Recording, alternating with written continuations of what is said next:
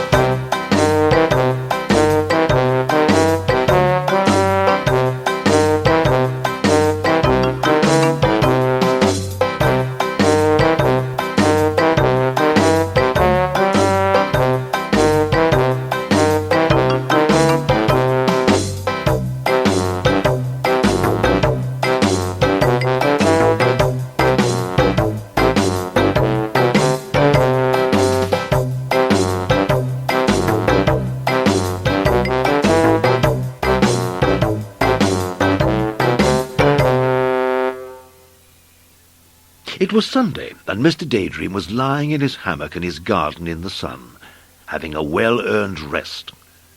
He had had a very busy week.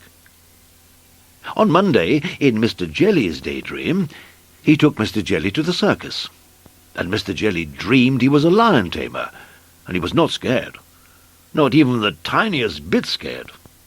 Mr. Jelly had never felt so brave.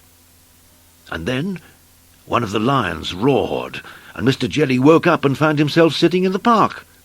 And sitting next to him was a kitten. The kitten meowed at him, and Mr. Jelly shrieked in terror and ran for his life. On Tuesday, Mr. Daydream took Mr. Greedy to a land made of food. They skied down ice-cream mountains, past lollipop trees and lemonade waterfalls, tumbling past sticks of rock. Mr. Greedy couldn't believe his luck. But as he bent down to scoop up a handful of ice cream, he woke up, and he found that the ice cream in his hands was really snow. On Wednesday, Miss Bossy daydreamed that she could be as bossy as she liked, and Mr. Uppity was a butler, and he did exactly what he was told to do, until she woke up and found herself face to face with the real Mr. Uppity, who was not at all amused when she ordered him to go and get her lunch. On Thursday, Mr. Daydream and Mr. Impossible daydreamed they could fly. They swooped under telephone wires and over rooftops and through clouds. And when Mr. Impossible woke up, he could still fly. Well, he is Mr. Impossible after all. On Friday, Mr. Daydream and little Miss Naughty went to a birthday party in Miss Naughty's Daydream. Miss Naughty had a wonderful time, popping everyone else's balloons. She is naughty. But when she popped the last balloon, pop, she woke to find that she wasn't the one who'd been doing the popping. It was Mr. Mischief. And not only that, it was her balloons he'd been popping. On Saturday, in Mr. Nosy's Daydream, Mr. Daydream and Mr. Nosy walked down a street in a town, where each door on each house had a giant keyhole. Mr. Nosy had a splendid time, peeking through all the keyholes. He was in seventh heaven until, he woke up and found himself standing over Mr. Small's house. And nobody's front door has a smaller keyhole than Mr. Small's front door.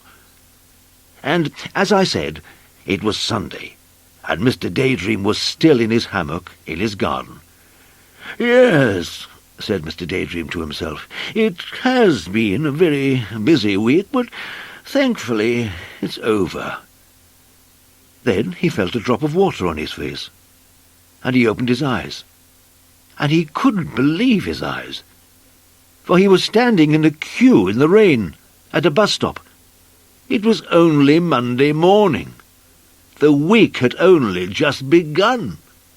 Poor Mr. Daydream.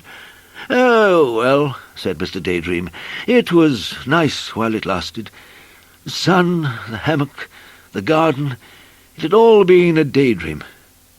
Well, even Mr. Daydream is allowed the occasional daydream of his own.